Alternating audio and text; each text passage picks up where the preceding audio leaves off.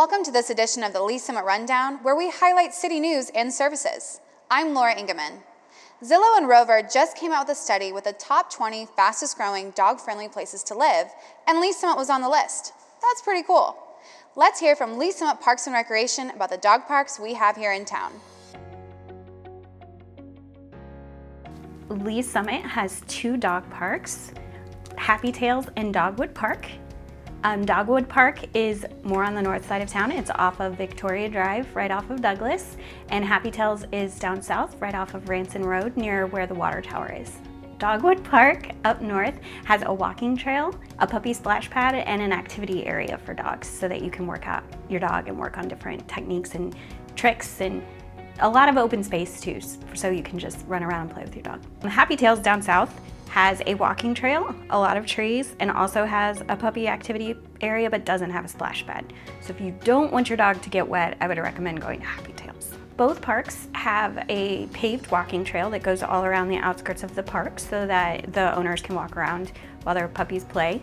It's important to also note that we do not discriminate against any type of breed. However, no aggressive dogs are allowed in the dog park, and all participants in the dog park must have a City of Lee Summit animal license and be up to date on their shots.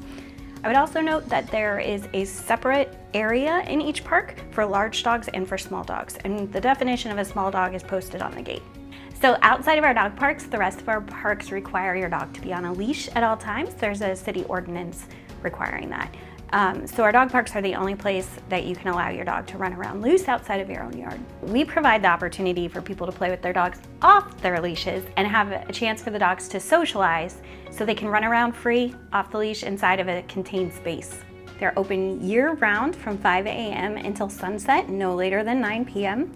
And they're open all weather, so you can come play in the snow, you can come play in the rain, but just be sure to have fun. To find more information about our dog parks, please visit lsparks.net or find us on social media.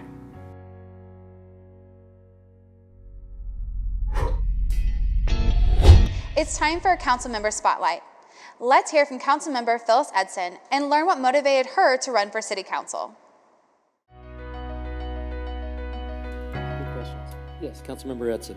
Since this is a cooperative agreement, is this similar to like when we buy things through the market? It'd be similar. We don't buy through them. We moved to Lee Summit right before we had our third child, and we ended up raising all four of our children here. And it's been just such a great place to raise kids. Well, I'd been involved in government and politics for a long time, different aspects of it. And then when I was raising my kids, I was very involved in different community organizations and involved with the schools. And as my kids got older and I saw them and their friends starting to leave the community, I realized that there were some things that needed to be done in order to attract younger people back to Lee Summit, and I wanted to be part of that conversation. We need to work on economic development and keep trying to get more jobs here that pay well so that they will attract our kids. We have this great school system that we're all paying for, and yet our kids graduate and leave. We need to work with the school districts and with the businesses to create an environment that keeps our kids here. We have a great community with great housing, but we also don't have enough housing that is attainable for middle class. People who are just starting in the workforce can't afford to buy a house here at this point in time. If you take your average firefighter and your teacher and they're married, it's very hard for them to buy a house in Lee Summit. So some of my priorities when I ran were economic development, attainable housing, and public safety. When I ran 6 years ago, our police officers and our firefighters were some of the worst paid public safety folks in the metro area. And in the past 6 years, we've done a great job of getting their pay up, getting their benefits up, and now there will be a public safety tax, which will be a game changer for Lee Summit. It will help us to attract and retain new talent for the coming years. All communities are having a hard time recruiting and retaining police and firefighters. So if we can be a place that they want to come and is desirable, it's going to be great for the well-being of our community. We need to make sure that not only are we paying people well, but that we have enough fire stations as the city grows. We need to make sure that we grow the police department. Something else I'm really proud of, the replacement of Fire Station 4 and 5. I started taking council members on tours of Fire Station number 4 to show them how badly a replacement for that station was needed. There are so many opportunities to get involved in this community, whether it's serving on a committee, whether it's participating in the Citizens Leadership Academy, which the city sponsors. It's easy to sit at home and complain and think you understand how it works, and then when you actually understand how it works, you have a better appreciation for it, and you'll want to get involved more. I just wanted to clarify that. I think Hillary did a great job. Thank you. Yeah, thank you. A common question that most homeowners have is, how do I know if I have a water leak? Or better yet, what do you do? What actions can you take? Lee Summit Water Utilities is here to answer those questions. An undetected leak can waste a lot of water and create a big water bill. The good news is that many leaks are easy to find and fix. Toilets are the most common source of leaks.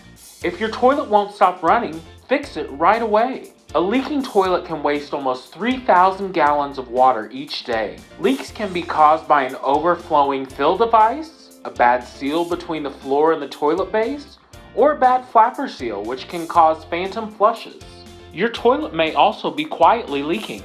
Easily check for these silent leaks by putting a drop of food coloring or dye tablet into the tank and wait for 10 minutes. If the color seeps into the bowl without flushing, your flapper probably needs to be replaced. Faucet leaks are usually caused by worn washers or O-rings. If you have a drippy faucet or shower head, you should install a new one from your hardware store. Sprinkler systems and service lines can break or leak, resulting in big water bills for the homeowner. Walk through your yard periodically to watch for service line breaks or problems with your sprinkler system.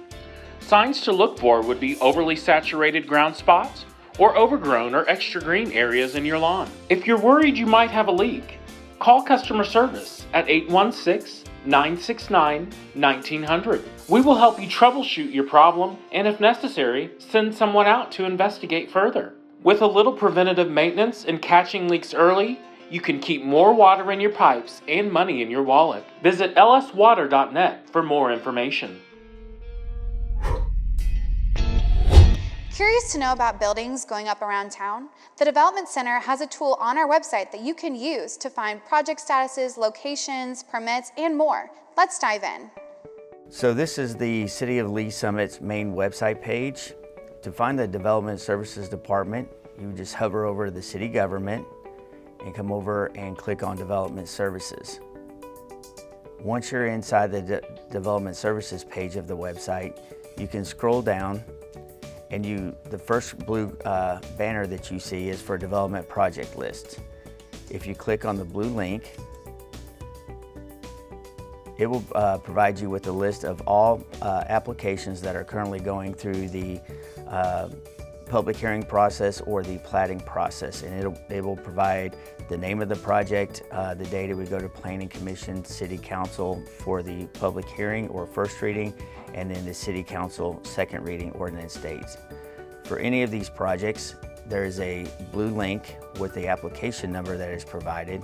So if you click on any one of these, it will actually take you to this application in the City View portal, and where you'll be able to find out information about the project, the location of it, the reviews that are provided by staff, and also any documents that are associated with this. This could be the application form, plans, engineering reports, anything that's associated that we have on that application.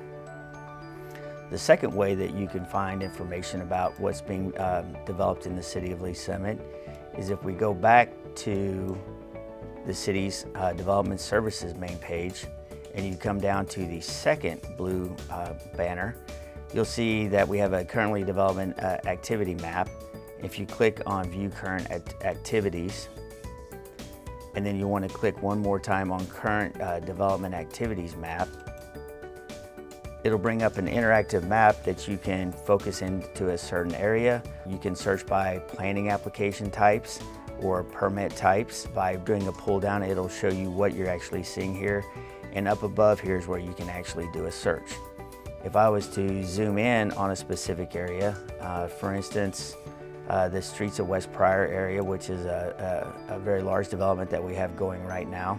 You zoom in and you click on that dot, it'll tell you that this is a commercial permit application at 2061 Northwest Lowenstein Drive. There's another link here that says for more information. If you click on that, it'll again take you into our portal, where again you'll be provided with the information on it, who the contractors are, all the reviews, fees, information, inspection reports, since it is a permit that have been completed, inspections that haven't been completed, and again, all documents that are associated with it, whether it's the approved plan set or inspection reports, reviews, those types of things. To actually look at a plan set, I had a little trouble with this at first. If I click on it, and since it's a plan set and it is larger, it'll take just a minute. Usually in the bottom left corner of your screen, it'll bring up a link to it. If you click on that, it'll open up the plans for the project. And this happens to be the Red Door Wood Fire Grill that's currently under construction. And so you can find out all that information. So that's how you can navigate the development service section of the city's website to find out what's being built in a specific area or in your area. Thanks for watching this edition of the Lee's Summit Rundown. See you next time.